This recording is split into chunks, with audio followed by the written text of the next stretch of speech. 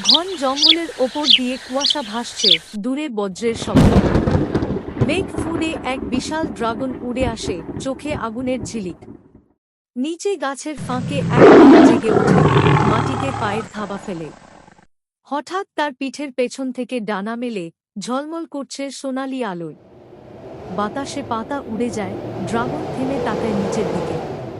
বাঘ লাফিয়ে আকাশে উঠে যায়, ঝড়ের মতো শক্তিতে। ড্রাগন গর্জে আগুন ছোড়ে, আকাশ কম্পিত হয়। বাঘ ঘুরে এড়িয়ে যায়, আগুনের ভেতর দিয়ে উড়ে যায় নির্ভয়ে। ড্রাগন বলে, তুই কে রে? বাঘ উত্তর দেয়, আমি তোরই রক্তের সন্তান। ড্রাগনের চোখ বড় হয়ে যায়, আগুন থেমে যায়।